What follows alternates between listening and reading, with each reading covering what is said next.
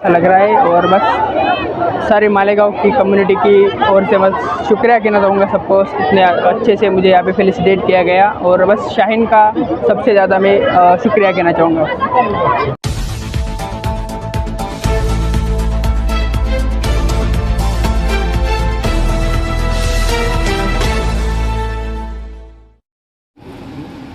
Teachers को तो छोड़ो, अल्लाह रब्बुल इज़्ज़त को भूल जाते। वो समझते हैं कि सब कुछ मैंने किया है। मैं तमाम पेरेंट्स से दरख्वास्त करता हूँ कि आप लोग अपने बच्चों को अपने उस्ताद की इकराम करना और उनकी तरबियत में रहना। जब आप लोग अपने बच्चे को यहाँ पे ताबेदारी दिया है तो ताबेदारी सिखाना है, फर्मा बरदारी सिखाना है। अगर हम लोग उनकी गलत एक्टिविटीज़ को मोटिवेट करेंगे, उनको जो है समझाएंगे नहीं, तो वो जब पढ़ेगी तो उससे डायरेक्टली जो है तो उनकी लाइफ के ऊपर बहुत बड़ा असर होने वाला है।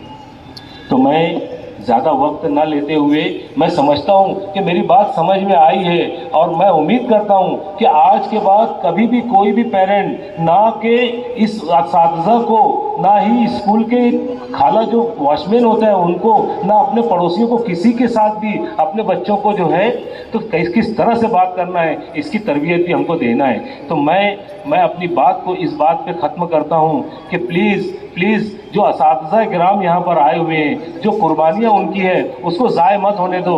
एक टीचर जब इतनी कुर्बानियाँ दे रहा है, जब वो वक्त पर आता है, जब आपके लिए क्लास है, जब सच्चाई उन तक पहुँच जाती है, फिर उसके खिलाफ जाना या उसको नज़रअंदाज करना कुफ्र है।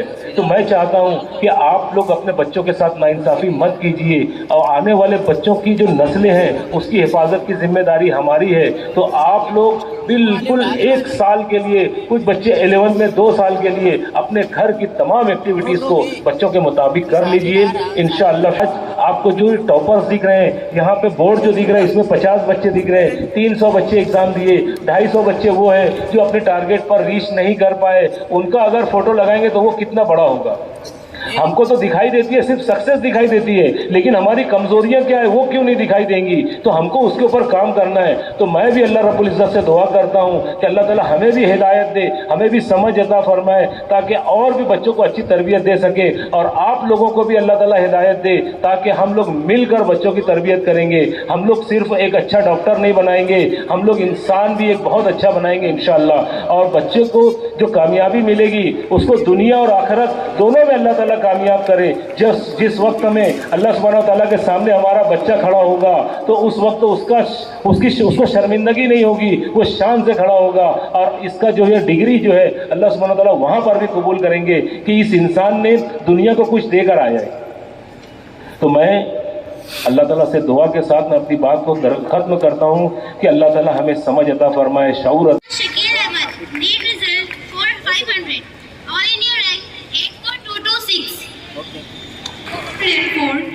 All India rank 80717. All India rank 58317. All India rank 57292. Ansari Umme Hani, Umme Kulsum Mushtaq Ahmad. All India rank 500. Asheen Ashfaq Hussain, marks scored 507. All India rank 510677. सामने देखना है आपने 532. All India rank 60422. Miraj Sajid Khan, मिल जाएगा। इतना बड़ा क्या कर रहे हैं?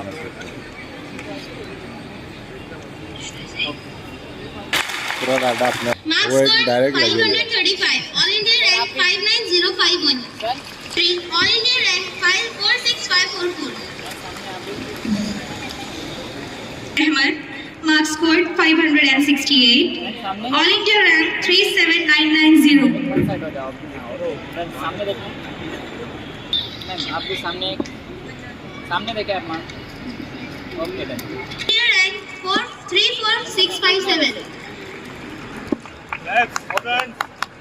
25.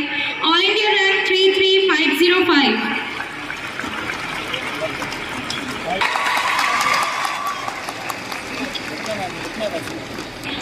मैम सामने देखना, वैसे देखना है। तूबा कौसर में देखना मैम वैसे इधर देखो आप कैमरा में। सामने आप भी okay done Ahmed, marks scored 578. All India rank 32128. सामने देखना आप Nazifa Tehreem Abdul Salam, marks scored 5. Zahid Ahmed, marks scored 597. All India rank 22082. सामने आप देखना रुकना वैसे ही और आप भी देखने थे Ansari दोनों अपना आप दोनों सामने okay thank you Al Harazi 536. All India rank 584. Tanveer Khan, marks scored 556. All India rank 4481. सामने Ansari Mohammad Asif ओके वैसे ही सामने हुज़ैफ़ा साहब Muhammad Muhtashim Masood. क्या बात Now we are going to felicitate बच्चे के लिए भी मैम आप भी बाजू में जाए तो ये और सामने देखना है असल हकदार उसकी वालिदा है, सामने देखना है उन्होंने बहुत बच्चे का ख्याल रखा है। ओके बच्चों से दो बात भी करते चले स्टूडेंट्स। जी जी जी ओके तो इसके बाद मैं अपने वालिदैन का भी शुक्रिया अदा करना चाहती हूँ कि उन्होंने मुझको इतना सपोर्ट किया, मेरे लिए इतनी मेहनत की मेरे पीछे। उन्होंने मुझको रात में 4 बजे उन्होंने मेरे अब्बू मेरे लिए सोते नहीं थे, मेरी अम्मी मुझको 4 बजे एकदम फिक्स 4 बजे आके जगाती थी रात में कि मैं उठूँ, और मैं 4 बजे से नहीं उठती तो मेरे को 3:45 बजे से जगाती थी कि ताकि मैं उठूँ। 15 मिनट में मैं उठ जाती थी, फिर उठ के नमाज पढ़ के भी पढ़ने बैठती थी तो 6:30 बजे तक पढ़ती थी। तो इस बात का मैं शुक्रिया अदा करना चाहती हूँ अपने वालिदैन का।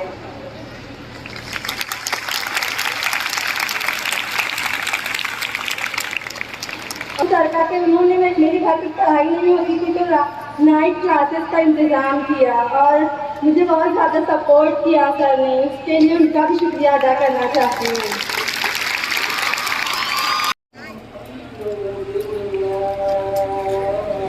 मुस्तानवी साहब, साइंस क्लासेस के इधर के चेयरमैन अब्दुल कबीर साहब, अदारे के रूह रवां जरीवाला साहब, अरकान अंजुमन, स्टेज पर मौजूद Malegaon girls high school and junior college, Malegaon high school and junior college, science classes और सीनियर कॉलेज के असातिज़ा और ख़वातीन, मालेगांव साइंस क्लासेस के प्रिंसिपल महफूज सर और सामने मेरे अपने साथी पेरेंट्स और अजीज तलबा और तलबा,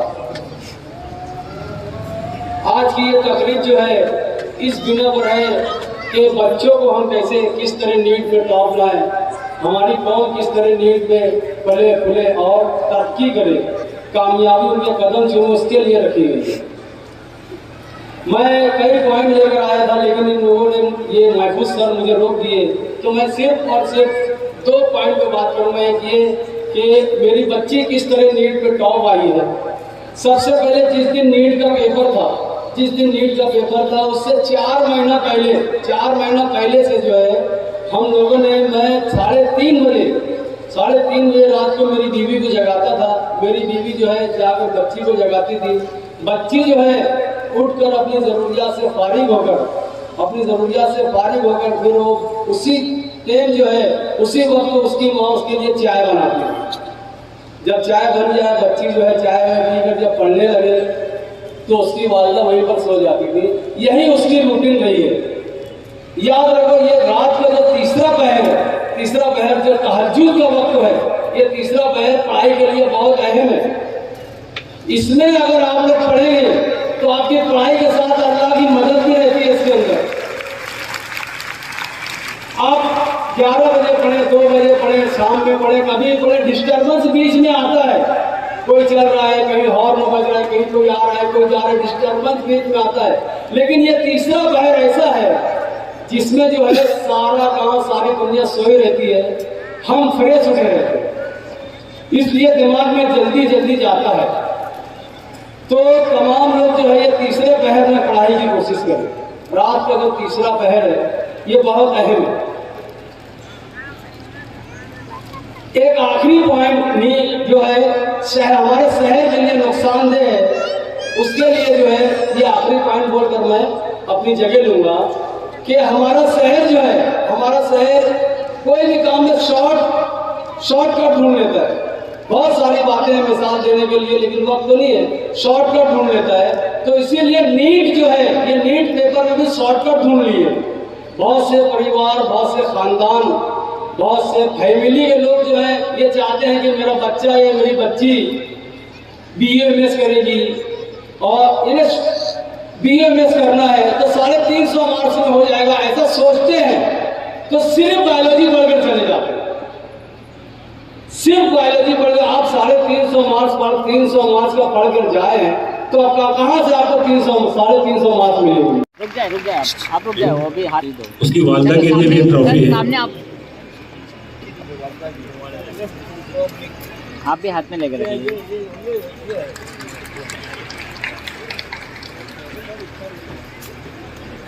सर रुकना है, आप थोड़ा एक स्टेप पीछे जाएंगे, ऐसे फिटनेस मिल जाएगा। आप पीछे हो जाए, ऐसा करो, आप देखो रुकना है वैसे। ओके, आप आगे उसे इस्तेमाल करें बच्चे का। सर रुकना ना, आप जाए ना सर, आप बाद में जाए। आप फिकर की कोई बात नहीं है, पूरा डाटा मिल जाए। आगे आए आप, बस इनके साथ सामने देखना है, रुकना है ना, वापस सामने आओ ना। आपके लिए रुका था कब से। हाँ, आप पीछे रहेंगे कैसे चलेगा? देखो सामने, इधर सामने मैडम, सामने आप भी। ओके, इन्होंने मेरे बच्चे को जो हिसाब से पढ़ाया तो हिसाब आज साबित कर दिया कि इंसान अगर चाहे तो कुछ भी कर सकता है। इनकी भी वालिदा और वालिद से मैं मिला तो उन्होंने भी वही बातें जो कि अल्लाह ताला के पास हैं कि अपने वादों को पूरा करना। तो मैं चाहता हूँ कि आप लोग भी अपने इरादे पर कायम रहें, जज़ा खैर दें। और इनके सामने देखना है इनके सर, आप भी। जब मैं इनके घर गया तो इनके पड़ोसियों ने भी, इनके पड़ोसी भी वहां पर आ गए थे और उन्होंने भी इस कद्र इस बच्ची की तारीफ की और इनके परिवार की तारीफ की कि मुझको इतनी खुशी हुई कि ये घर में बैठे थे तो चारों तरफ से कारखाना के लोगों की आवाजें बड़ी कसरत से आ रही थी। लेकिन इस बच्ची ने भी एडमिशन के वक्त मुझसे वादा किया था कि मैं टॉप 10 में आकर रहूंगी और उसने टॉप 10 नहीं टॉप 5 में आकर दिखा दिया। तो ये होती है कमिटमेंट और ये होता है वादा, क्योंकि वादा हम लोग रिजल्ट का नहीं कर सकते, हम लोग अपने इरादों के ऊपर चलने का कर सकते हैं। तो इसलिए उसको इरादे को कैसे उसको नहीं नवाजा। इसके वालिद और वालिदा भी उसी तरह उसके साथ खड़े होते थे जिस तरह उन्होंने वादा किया। जब ये बच्चा जो है एडमिशन के लिए आया था तो इसकी वालिदा और इसके वालिद ने मुझसे कुछ वादे किए थे और अल्हम्दुलिल्लाह उन्होंने पूरे साल अपने वादे में से जरा भी कमी नहीं की, पूरा उस वादे को पूरा किए। मैं इसलिए महफूज सर का बहुत ही बड़ा कंट्रीब्यूशन है इसमें, तो थैंक्स महफूज सर। मतलब आपकी वजह से आपने सजेशन दिया इसलिए मैं आज यहाँ पे खड़ा हूँ, बाकी कुछ नहीं। और मतलब शाहीन है तो मुमकिन है, ये बोलना चाहूँगा मैं, बाकी कुछ नहीं। थैंक यू जी। मैं इसकी वालिदा और उसके वालिद बच्चे के लिए डिज़ाइन कर लिया था, तो मैं चाहूँगा कि आप हमारे पेरेंट्स को बताइए ताकि वो भी लोग अपने घर को इसी वो सब बता दिया सर। बताने के बाद सर ने बोला ऐसा करो, बोले तुम खाली रितेश का 100 रुपया दो। कितना बोला? 100 रुपया। तो ऐसे महबूब सर ये पहली बार है, ऐसा क्लास पहली बार है, उन्होंने मेरी तरफ से 1 भी रुपया फी ली नहीं, पहली बार है। मालेगांव में मोम नासिक में गए, कहाँ गए? बहुत बहुत शुक्रिया, जज़ाकल्लाह। आप पेरेंट्स उनको दे दो, सामने देखना है सर। ये लीजिए, पेरेंट्स को बाजू में रखो सर। ओके, बाजू में आप सामने देखना है। ओके, देखना है आप भी। इनका भी बड़ा छोटा सा घर है। हम लोग ऐसे, मैं जब उस घर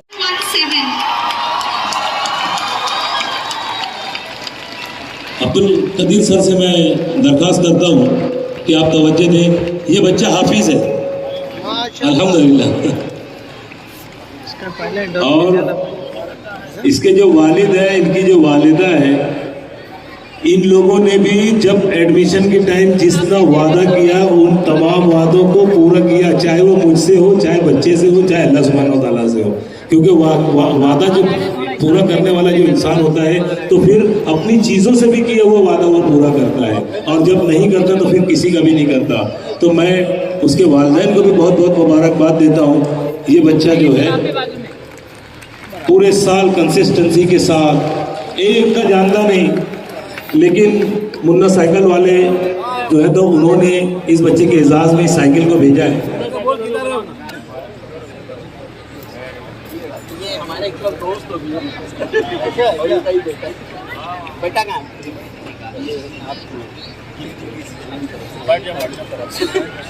पीछे होना, थोड़ा पीछे हो जाए। ये सच में जापान से आई हुई है सर, आप थोड़ा सा बाजू में जाए ना। तो बात दिल की होती है कि ये इस बच्चे ने इसमें क्या हासिल किया है। ये तो चीज़ें होती हैं, लेकिन इन्होंने जिस तरह से बच्चों को मोटिवेट किया, अल्लाह ताला उनको भी जज़ा बेहतरीन कामयाबी अता फरमाई अंसारी अब्दुल्ला को। और बहुत सारे अफराद, बहुत सारे पेरेंट्स मेरे पास आते हैं और पूछते हैं कि क्या रीज़न था, क्या स्ट्रेटजी थी तुम्हारी, क्या मंत्रा था तुम्हारा सक्सेस के लिए अब्दुल्ला की। तो मैं बताना चाहूँगा कि ड्यूरिंग माई ग्रेजुएशन में जब पुणे कॉलेज में पढ़ाई किया करता था, हमारे प्रोफेसर हुआ करते थे, प्रोफेसर मसूद सर, वो मास्टर्स थे फ्रॉम अलीगढ़ मुस्लिम यूनिवर्सिटी। वो अक्सर हमसे कहा करते थे कि the success is directly related with the organisation of your daily life. तुम अपनी डेली लाइफ को कैसे ऑर्गेनाइज करते हो उस पर डिपेंड करता है। और हमने वही चीज़ अप्लाई किया अब्दुल्ला के लिए कि कब उठना है, कब सोना है, कब पढ़ना है, क्या पढ़ना है, क्या सोशल लाइफ रहेगी, क्या हाइजीनिक, क्या एजुकेशनल लाइफ रहेगी, क्या हेल्थ की लाइफ रहेगी।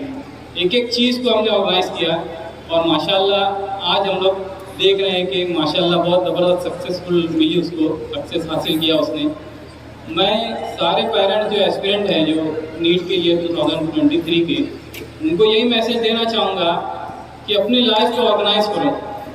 क्योंकि हमारे सर जो थे हमेशा हर चीज़ में, हर बात में, उनके लेक्चर में यही चीज़ आती थी कि अपनी लाइफ को ऑर्गेनाइज करो। कैसे आप अपनी लाइफ को ऑर्गेनाइज करते हो इस पर डिपेंड करता है तुम्हारी सक्सेस का। तो मैसेज मेरा यही रहेगा कि आज के दौर में, मोबाइल के दौर में, हर चीज़ को नाप तोल कर, हर चीज़ को ऑर्गेनाइज करके और उनका सपोर्ट करो। हम जो पेरेंट्स हैं कंटिन्यूसली उसको अकेले रूम में कभी पढ़ने नहीं दिया हम लोग। उसको अकेले रूम में रहेगा तो फिर ध्यान बैठता है। तो कंटिन्यूसली पेरेंट्स में से या तो उसकी मदर या मैं, हम लोग ने शेड्यूल फिक्स करके रखा था। अब्दुल्ला के वो फ्लेक्सिबिलिटी थी कि अब्दुल्ला कैसे सोता है, कब सोता है, कब उठता है, उसके हिसाब से। सपोज अगर ये बोलता है कि मैं 12 बजे तक पढ़ाई करूँगा तो 12 बजे तक तो उसकी मदर उसके साथ रहती थी। उसके बाद वो दोनों सोते थे, फिर मैं उसके साथ बोलता था 4 बजे उठना है, तो 4 बजे तक का मैं जाग के फिर उनको उठाता था, उसके बाद मैं सोता था। तो ये सारी स्ट्रैटेजीज थी जो हम यूज़ किए। इंशाल्लाह अगर सारी स्ट्रैटेजी अप्लाई किए तो सक्सेस मिलेगी इंशाल्लाह। Thank you. अस्सलाम वालेकुम वरहमतुल्लाहि वबरकातुहू। आगाज़ तेरे नाम से ए कार साज़े दो जहां, रहमत तेरी सबसे सिवा, तू सबसे बढ़कर मेहरबान। सबसे पहले मैं अल्लाह ताला का शुक्रगुज़ार हूँ कि मुझे इतनी बड़ी कामयाबी अता की कि अगर वो ना चाहता तो मैं कभी इस मुकाम तक पहुँच ना पाता। उसके बाद मैं अपने पेरेंट्स का शुक्रिया अदा करता हूँ जिन्होंने कभी मुझे लो डाउन नहीं होने दिया। नीट के फर्स्ट अटेम्प्ट में मेरी मार्क्स 544 थी। सिर्फ 7 या 8 मार्क्स से मैंने गवर्नमेंट कॉलेज मिस किया तो बहुत ज़्यादा डिप्रेस था। बहुत सारे लोगों ने मेरे पेरेंट्स को बोला कि यार रिपीट करने में मार्क्स दोबारा कम हो जाती है, तो दो लोग को जवाब भी देना था। तो मैंने डिस्कशन के लिए महफूज सर से रब्ता किया तो उन्होंने बोला पहले घर में जितने मोबाइल और पीसीज वगैरह हैं वो लाकर मुझे दे दो। अब इत्तेफाक से मेरे पास तो मोबाइल था नहीं, जो कि अभी भी नहीं है। मेरे पास जो मोबाइल मैं यूज़ करता हूँ वो फैमिली मोबाइल है, पूरे ख़ानदान वालों का कॉल मुझको आता है, तो मैं वो फ़ोन लेकर घर से बाहर भी नहीं जा पाता। तो मोबाइल वगैरह मैंने महफूज सर को हैंड ओवर किया। बहुत बड़ा रीज़न था मेरी सक्सेस का मोबाइल फ़ोन छोड़ना। हालांकि मैं ऐसा हूँ कि यार क्रिकेट फुटबॉल में कभी लाइफ में छोड़ नहीं पाया, बट ये मोमेंट जो था वो खुद दूसरों को जवाब देना था कि यार रिपीट करने वाले में कुछ बुराई नहीं है, अगर मेहनत करेंगे तो रिपीट करने के बाद भी मार्क्स इंक्रीज कर सकते हैं। और लास्ट ईयर मैंने देखा कि मेरे साथ जो फ्रेंड्स थे मेरे ताबिश सुहैल वगैरह, हम लोग बैचमेट्स थे, मार्क्स भी तकरीबन सेम ही आती थी, बट वो लोग आगे निकल गए और कुछ गलतियों की वजह से मैं पीछे रह गया। तो ये जो चीज़ थी मेरे लिए काफ़ी थी कि यार मैं साल भर सेल्फ मोटिवेटेड था, मुझको आखिर तक कि किसी और की ज़रूरत ही नहीं पड़ी कि यार कोई आकर मुझको मोटिवेट करे, बट मैं सेल्फ मोटिवेटेड था। अगर कोई मुझसे वीकली टेस्ट में आगे भी जाता था तो मुझको खुद पर इतना एतमाद था कि यार नेक्स्ट टेस्ट में उसको तकरीबन 20 से 30 मार्क्स पीछे कर सकता हूँ, और अल्लाह ताला का साथ मिला और इसके वजह से सक्सेस हासिल की हमने। मेरे फादर हमेशा मुझको उनके जो टीचर्स वगैरह हैं, जैसा कि उन्होंने बताया, उनका लाइफ स्टाइल बताकर मोटिवेट करते रहे। उसके अलावा मेरे फादर हमेशा एक बात कहते थे कि यार उनको 3 इडियट्स में आमिर खान का जो एक डायलॉग वो बहुत पसंद था कि यार आमिर खान ने उसमें कहा था इंजीनियरिंग इज़ माई पैशन। तो मेरे फादर हमेशा मुझको ऐसा कहते हैं कि यार ऐसे पढ़ाई करो कि यार नीड इज़ योर पैशन बना लें पढ़ाई को, एंजॉय करो। मैंने जब अभी छुट्टियां लगने के बाद इंस्टाग्राम और व्हाट्सएप वगैरह खोला तो बहुत सारे स्टूडेंट मैसेज किए कि यार उनमें जो कॉमन मैसेजेस थे, जो कॉमन सवाल थे, सबसे पहला सवाल था कि यार ये शेड्यूल आपका कैसा था। तो शेड्यूल जो जनरली रहता है वो आपका खुद का होता है, टीचर्स और हम लोग सिर्फ आपको गाइड कर सकते हैं कि यार आप शेड्यूल कैसा बनाएं। जनरली मैं जो था यहाँ शाहीन में सुबह 7:30 से जो 5 तक था वो शेड्यूल फॉलो करता था। असर बाद में आराम करता था और मगरिब से लेकर 12 बजे तक पढ़ाई करता था, और 12 बजे से 4 बजे तक सोने के बाद में 4 बजे दोबारा उठकर तहज्जुद पढ़कर पढ़ाई स्टार्ट करता था। मेरी मदर जो है वो मुझे नाश्ते से पहले कुरान शरीफ लाकर देती थी कि यार नाश्ता ज़रूरी नहीं है, अल्लाह ताला की इबादत करो पहले, उसके बाद ही घर से निकलना है। तो जब तक कि मैं कुरान पढ़ नहीं लेता था तो नाश्ता नहीं मिलता था मुझको और मैं घर से बाहर नहीं निकलता था। तो मेरी मदर और फादर का बहुत बड़ा हाथ है। उसके बाद टीचर्स जो हैं, ख़ास तौर से भाषा सर, उन्होंने शुरू से फर्स्ट डे से मुझे सब बच्चों से सेपरेट करके मुझे एक टारगेट दिया कि यार मुझे यहाँ किसी ख़ास तौर से तुमसे एक्सपेक्टेशन है कि यार 700 तुम लाओगे, बट सर्टन रीजंस की वजह से और एमआर शीट में गलती की वजह से मैं नहीं ला पाया, मैं माजरत खा हूँ। बट इंशाल्लाह मैं ख्वाहिश करता हूँ कि आप जो नेक्स्ट ईयर जो आने वाले एस्पिरेंट्स हैं वो इस रिकॉर्ड को भी तोड़ेंगे और एक दिल्ली जाएंगे इंशाल्लाह। दूसरी बात जो जनरली सब मुझसे इंस्टाग्राम वगैरह पर पूछे कि यार फिज़िक्स कैसे स्टडी करना है, बट मेरी नज़र में फ़िज़िक्स को आप लोगों ने खुद अपनी नज़र में मुश्किल बना लिया है। जब मैंने 544 मार्क्स स्कोर किए थे तो मेरी फ़िज़िक्स में मार्क्स सिर्फ 74 थी। तो मैं मेरे फादर के बाद फिर अड़ गया कि यार अपना पैशन बना लो स्टडी को, तो मैं लग गया फ़िज़िक्स की स्टडी में। जब मैंने उसको एंजॉय करने स्टार्ट किया तो मैं जब बोर होता था तो जब बायोलॉजी पढ़ता था, मतलब जनरली लोग जो रहते हैं वो बायोलॉजी पढ़ते हैं, फिर टाइम बचा तो केमिस्ट्री फिर फिज़िक्स, तो मैं पहले फिज़िक्स कंप्लीट करता था फिर बायोलॉजी पे जाता था। मुझको इतना ज़्यादा एंजॉय करने लगा मैं उसको फिज़िक्स को कि बायोलॉजी और केमिस्ट्री में उसको हार्ड लगने लगा बाद में। और माशाल्लाह नीट में उसी वजह से मेरी फिज़िक्स से ज़्यादा बायोलॉजी और केमिस्ट्री में क्वेश्चन गलत हुए। इतना एंजॉय करने के बाद मतलब लाइफ स्टडी को जो एंजॉय करके अगर पढ़ेंगे आप, अगर उसको हेडेक लेकर पढ़ेंगे या तो फिर दूसरे तरीक़ों से पढ़ने की कोशिश करेंगे, शॉर्टकट अपनाएंगे, तो वो तरीका सही नहीं है। स्टडीज़ को एंजॉय कीजिए, इतना एंजॉय कीजिए कि मेरा मन होता है कि यार मैं MBBS वगैरह छोड़कर फिज़िक्स में PhD कर लूँ। तो फादर वगैरह मुझको मना किए, तो इसीलिए मैं नीट के बाद भी मैंने 2-3 मरतबा फिज़िक्स का क्वेश्चन पेपर सॉल्व किया है। नीट गाइड मेरी मदर किसी को दे दी थी तो मैंने उनसे दोबारा मंगाया कि यार मेरा 1-2 चैप्टर रह गया था तो मुझे दोबारा करना है वो। तो एंजॉय कीजिए अपनी स्टडीज़ को, यही मेरा फंडा था। इश्क रहसन न सही इश्क के हाथों फिर भी हमने लुटती हुई देखी है बारातें अक्सर, हमसे एक बार भी जीता है न जीतेगा कोई, वो तो हम जान के खा जाते हैं माते अक्सर।